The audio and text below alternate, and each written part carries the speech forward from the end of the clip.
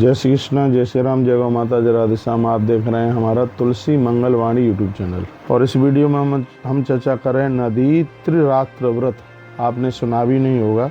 इस व्रत के करने से क्या होता है। व्रतों में ये बहुत बड़ा व्रत है। इस वीडियो को आगे जरूर भेजिए। सौभाग्यम संतति चैव निश्चयम प्राप्स्यते सदा। पति की आयु बढ़ाने के लिए, घर में बच्चों का जन्म नहीं हो रहा है तो बच्चों के जन्म के लिए या बच्चों के उत्थान के लिए, उनकी वृद्धि, उनकी तरक्की के लिए माताएं विशेष रूप से नदी त्रिरात्र व्रत करती हैं। उसके बारे में नारद जी ने पूछा था तो भगवान शंकर ने कहा, आयु आरोग्य अतुलम सौभाग्यम सुख संपदाम संतान चक्षयम प्राप्त स्वरलोके मह्यते। कहा गया है आयु के लिए, रोग निवारण के लिए, पति पुत्र की उम्र बढ़ाने के लिए माताएं नदी त्रिरात्र व्रत करती हैं। कैसे व्रत होता है ये सुन लीजिएगा।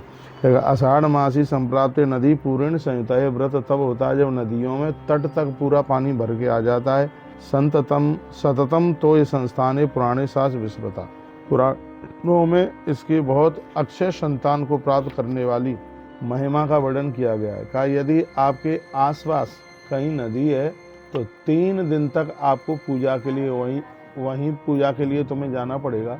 ये पड़वा से शुरू होता है और 30 तक ये व्रत पूरा होता है। चौथे के दिन ब्राह्मणों को भोजन वगैरह कराया जाता है। 3 साल तक होता है ये व्रत। यानी पड़वा से कोई भी शुक्ल पक्ष कृष्ण पक्ष की कोई भी प्रतिपदा है, यदि आपके आसपास कहीं नदी है तो, और उस समय ये होता है व्रत जिस समय नदी पूरी भरी हुई होती है, जिसमें पूरा पानी होता है, उस समय ये व्रत होता है। इसको नदी त्रिरात्रि व्रत के नाम से जाना जाता है। प्रातः स्नानी तथा नद्याम गत्वा यवृचेष्वधि त्रात्र उपवास से यथाशक्ति भवेत्। कहा गया है कि अपनी शक्ति के अनुसार 3 दिन इसमें माँ की पूजा कीजिए।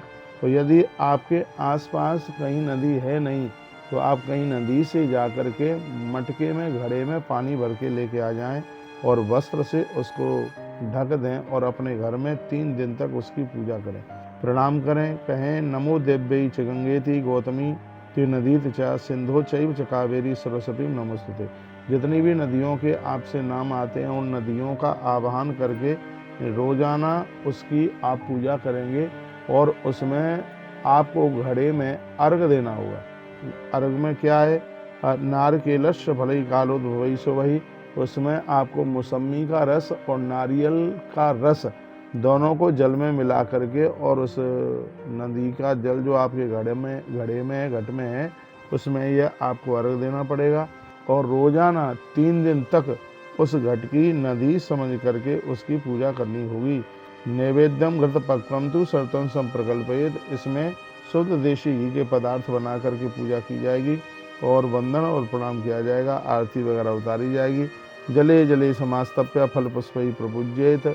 और रोज फूल पत्तियों से पूजा करने के तत्पश्चात फिर इस ग्रंथ में बड़ा अद्भुत वर्णन किया गया है।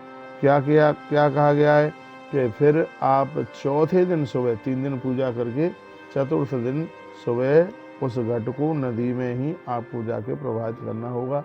एक ब्राह्मण को बुला करके, ब्राह्मण पति पत्नी जोड़े के साथ आवें और उनको बस भोजन करा दें, कुछ दक्षिणा दे दें। ऐसा करने वाला व्यक्ति कभी दुर्गति को प्राप्त नहीं होगा, वह स्वर्ग के लिए जाएगा। सौभाग्य सुख संपत्ति संतति श्रेदा भवेत्।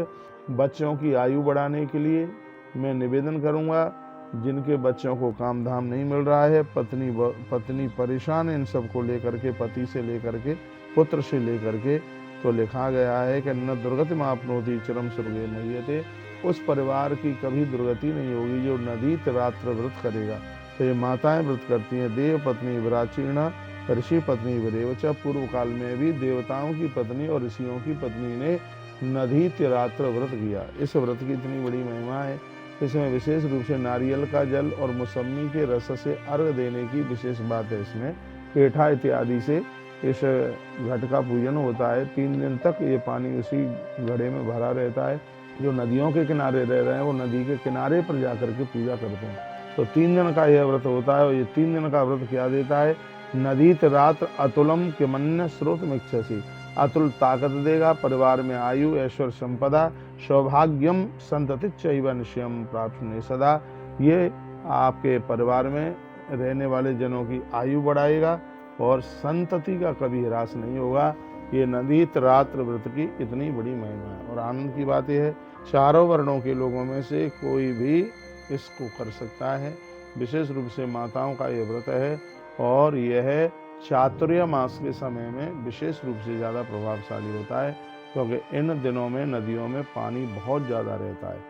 और वैसे भी वर्णन किया कि जो नदियों में उनके तट तक पानी लगा हो तो इस व्रत को करने की बहुत बड़ी महिमा है। बहुत बहुत धन्यवाद आपका, वीडियो को पूरा सुना। ऐसे ही हमारे साथ जुड़े रहिए और नई नई अपडेट प्राप्त करते रहिए। और इसमें किसी भी प्रकार का आपको कंफ्यूज होना नहीं है। मटके को नदी में ही जाके समाहित कर देना है। यह नहीं कि पानी छोड़ करके और आप घड़े को घर ले आए, नहीं, इसको उसी में आप समाहित कर देंगे। यह आपको और आपके परिवार को बहुत सुख देगा। पहली बार ये वीडियो डाली है, वीडियो को आगे जरूर भेजिए, जिससे और भी लोग इससे लाभान्वित हो सकें। जय श्री कृष्ण, जय श्री राम, जय गौ माता, जय राधे श्याम। इस वीडियो की दक्षिणा यही है कि चैनल से पहली बार यदि आप जुड़े हैं, चैनल को सब्सक्राइब भी करें और आगे भी भेजें, जिससे और भी लोग लाभान्वित हो सकें। हर हर महादेव, घर घर